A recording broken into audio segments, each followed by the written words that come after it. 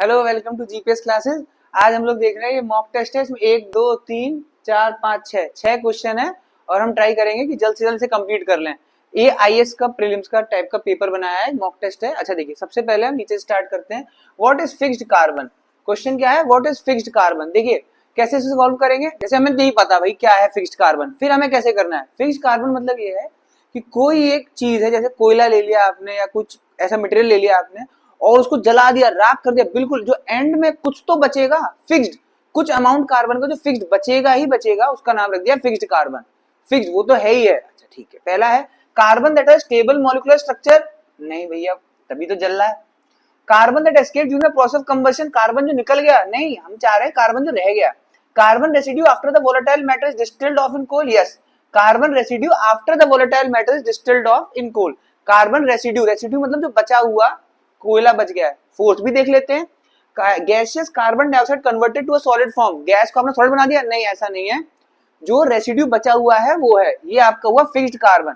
हो सके तो आप लोगों से रिक्वेस्ट है कि आप इसके नोट्स भी बना लीजिएगा। फिक्स्ड कार्बन के जो carbon residue after the volatile, volatile ज्वलनशील material, which one of the following is not correct with reference to cognizable and non cognizable offenses। सी, हम लोग जब आईएएस का पेपर देते हैं, पीसीएस का देते हैं, एसएससी का देते हैं, ये नॉट पढ़ना भूल जाते हैं। इनकरेक्ट, नॉट, इस तरह के वर्ड हाईलाइट होते हैं, इनको आपको नोटिस करना पड़ेगा, इसके पूरा आंसर डिपेंड करता है। अच्छा, अब आए हम कॉग्निजेबल क्या होता है और नॉन कॉग्निजेबल क्या होता है। अच्छा, एक होता है कॉग्निजेबल, एक होता है नॉन कॉग्निजेबल। कॉग्निजेबल मतलब वो ऑफेंसेस होते हैं जिसे हीनियस क्राइम आप समझ लीजिए, जैसे मर्डर हो गया, रेप हो गया, इसमें वारंट नहीं चाहिए होगा। फॉर एग्जांपल, मैंने किसी का मर्डर कर दिया और मेरे हाथ में चाकू है, तो क्या पुलिस वारंट लेकर आएगी कोर्ट मजिस्ट्रेट से कि भैया पकड़ने जाना है हमें, हत्यारा खड़ा है? नहीं, ऐसा तो नहीं। कसाब को पकड़ने के लिए मजिस्ट्रेट का ऑर्डर चाहिए था? नहीं। किडनैप हो गया या रेप चल रहा है बीच चौराहे पे, तो इसके लिए क्या है, ये कॉग्निजेबल ऑफेंस होता है, इसके लिए कोई वारंट नहीं चाहिए होता, तुरंत उठा के ले जाओ। बट कुछ ऑफेंसेस होते हैं नॉन कॉग्निजेबल होते हैं। नॉन कॉग्निजेबल सिविल मैटर ज्यादातर, जैसे डिवोर्स का हो गया, प्रॉपर्टी का मैटर हो गया, इसमें क्या होता है, आपको वारंट चाहिए होता है अरेस्ट करने के लिए। ठीक है। अच्छा, तो अब देख लेते हैं नॉट करेक्ट कौन सा है with reference to cognizable, non cognizable. Cognizable offences require a warrant for arrest while non cognizable offence do not. ये ऑपोजिट लिख दिया है इसने, ये गलत हो गया। Unlike cognizable offenses, permission of the court is required for the investigation of non-cognizable offense. Yes, यही है। Both are defined under the criminal procedure code। नहीं, cognizable offenses serious crimes while non-cognizable offenses less severe। ऐसा नहीं है, serious less severe वाली बात नहीं है, बट ये वाली बात है कि परमिशन ऑफ कोर्ट रिक्वायर होता है for investigation of non cognizable offence. Non cognizable offence के लिए जो इतना हीनियस नहीं है, इतना घिनौना दरिंदा अपराध नहीं है, उसके लिए आपको कोर्ट का वारंट चाहिए होता है। तो ये आपका हुआ, इसके भी नोट्स बना लीजिएगा। ये कॉग्निजेबल नॉन कॉग्निजेबल यूपीएसआई के लिए बहुत इंपॉर्टेंट है। फिर आए, at present constitution of India provides reservation of seats in Lok Sabha and state legislative assembly for which of the following.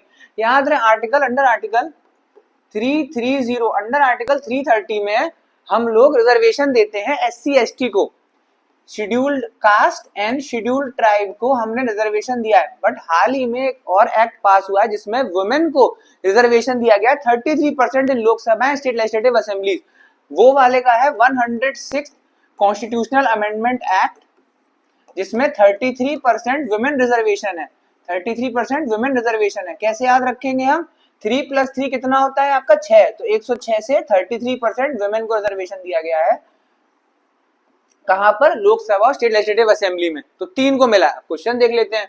Schedule caste, हाँ इन्हें मिला है 330 में। शेड्यूल ट्राइब, हाँ इन्हें मिला है 330 में। एंग्लो इंडियन का हटा दिया गया है, एंग्लो इंडियन नहीं है, तो थर्ड वाला हटा दीजिए। हटा हटा हटा, आंसर आ गया 1 और 2। ओबीसी को भी नहीं है, ठीक है, याद रखना, ओबीसी को भी नहीं है, आंसर आ गया।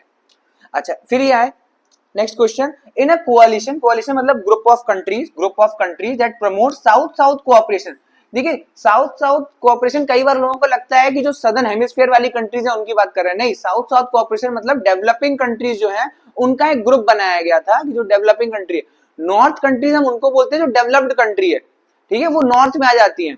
साउथ साउथ कोऑपरेशन मतलब डेवलपिंग कंट्री वो अपना कोऑपरेशन बनाए, अपना ग्रुप बनाए, ताकि वो आपस में अच्छे से ट्रेड कर सके, उनकी बात सुने बड़े बड़े लोग, डेवलप्ड कंट्री की बात सुने, जैसे अमेरिका हो गया, इंग्लैंड हो गया, ये बड़े बड़ी कंट्रीज हैं, ये साउथ साउथ की बात सुने।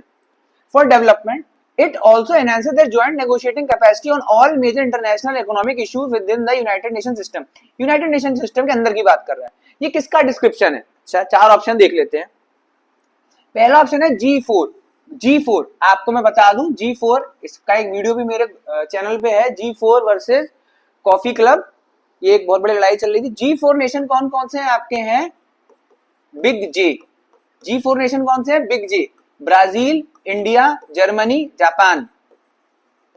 ये जो कंट्रीज हैं ये चाहती हैं कि ये यूनाइटेड नेशन सिक्योरिटी काउंसिल में परमानेंट मेंबर बन जाए। जो आज P5 है उसमें ये भी ऐड हो जाए, ये भी ऐड हो जाए यूएनएससी में।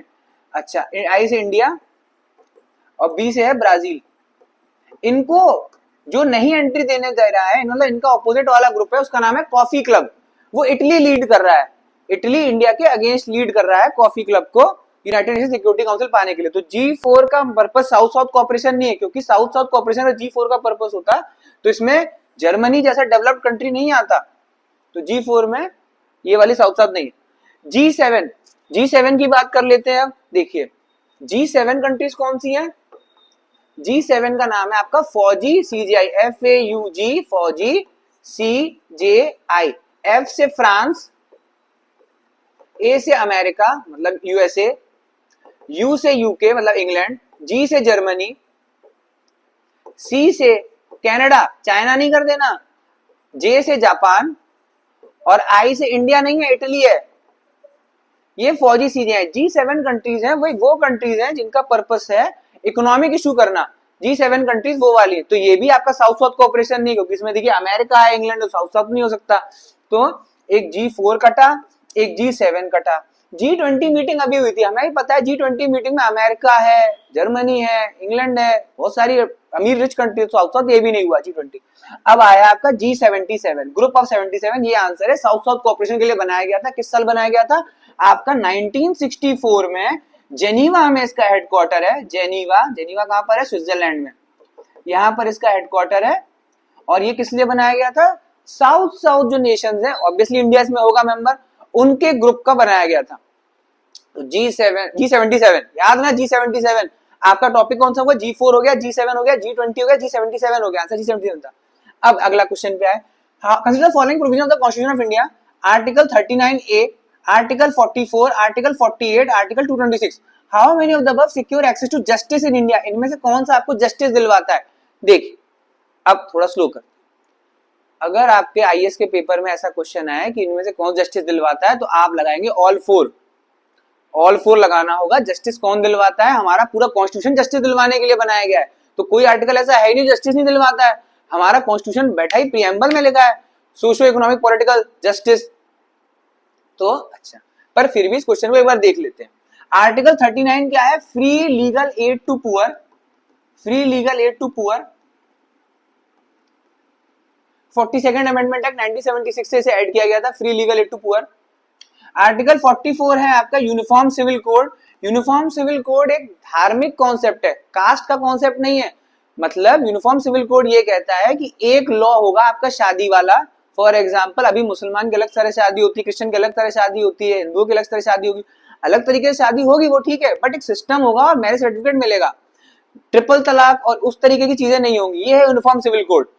इसका मतलब ये नहीं है कि रिजर्वेशन खत्म करने वाले हैं। यूनिफॉर्म सिविल कोड अच्छा कहां पर लगा हुआ है इस समय? गोवा में चलता है यूनिफॉर्म सिविल कोड। उत्तराखंड में बात चल रही है लगाने की यूनिफॉर्म सिविल कोड। आर्टिकल 48 क्या है? 48 था आपका मिल्क एनिमल्स, या फिर गाय भैंस बैल, इनको भारत सरकार बचाने के लिए कोशिश करेगी। ये डीपीएसपी है आपका 39A भी डीपीएसपी, 44 भी डीपीएसपी, 48 भी डीपीएसपी है। अब आर्टिकल 226 क्या है आपका? हाई कोर्ट की रिट ज्यूरिडिक्शन है। हाई कोर्ट की रिट ज्यूरिडिक्शन में आपको बता दूं इसका क्या डिफरेंस है। सुप्रीम कोर्ट में रिट 32 आर्टिकल में है, जिसे heart and soul of the Constitution बोला जाता है। सुप्रीम कोर्ट की रिट आप तभी जा सकते हो only when fundamental right is infringed. But high court की रिट 226 में आप तब भी जा सकते हो अगर फंडामेंटल राइट या नॉर्मल राइट भी आपका अगर इन्फ्रिंज हुआ है, तो भी आप जा सकते हो। इस मॉक टेस्ट सीरीज के हिसाब से इसके पीछे जो आंसर दिया था उसमें दिया है 1 and 4 is the right answer. तो ओनली 2 पेयर। बट मैं आपसे रिक्वेस्ट करूंगा कि अगर ऐसा है कि कौन कौन से एक्सेस सिक्योर एक्सेस जस्टिस कर रहे हैं, तो सारे ही एक्सेस जस्टिस कर रहे हैं। भाई गाय भैंस को भी जस्टिस मिलना चाहिए कि नहीं मिलना चाहिए? तो 48 होगा। 44 यूनिफॉर्म सिविल कोड होना चाहिए कि नहीं होना चाहिए? ठीक है। अच्छा, लास्ट आपका ये क्वेश्चन है places of worship act 1991। Places of worship act 1991, इसमें क्या हुआ था सुन लीजिए। 1991 की बात है जब वो बाबरी मस्जिद वाला जो पूरा मैटर चल रहा था, रामलला अयोध्या वाला पूरा जो मैटर चल रहा था, उस टाइम की बात है। तब एक एक्ट आया था, उसका नाम था प्लेसेस ऑफ वर्शिप एक्ट 1991। अच्छा, इसमें ये लिखा था कि जो भी मंदिर आपके प्राचीन मंदिर हैं उनको आप नहीं तोड़ सकते हो, उनके ऊपर एक लेगेसी रहती है। अच्छा, तो फिर ये आया भाई प्राचीन मंदिर कौन होते हैं, डिफाइन करिए प्राचीन मंदिर कौन होते हैं। तो ये बोला गया 15 अगस्त 1947 देश की आजादी से पुराने जितने वाले हैं वो सब प्राचीन में कंसिडर किए जाएं। अच्छा, देख लेते हैं अब क्या बोलता है। Provides for prohibition of conversion of any place of worship existing on August 15 1947 into a place of worship on a different religious domination. हाँ, तो यही वाला आंसर था आपका एग्जिस्टिंग ऑन अदर। ये वाला थर्ड ऑप्शन में क्या रहेगा, protecting of all religious places establish after. यहाँ देखो कंफ्यूज करने के लिए आपको 15 अगस्त पता है, आफ्टर लिख दिया, आफ्टर वाला नहीं, ये पहला वाला आंसर है आपका 15 अगस्त 1947 के पहले और उस दिन वाले भी जितने मंदिर हैं वो प्राचीन में आएंगे। तो आपने देखा कितनी जल्दी से आपने 1 2 3 4 5 6 क्वेश्चन सॉल्व कर दिए मॉक टेस्ट के, 12 नंबर आप कंफर्म हो जाएंगे। तो इसके नोट जरूर बना लीजिएगा। Thank you very much.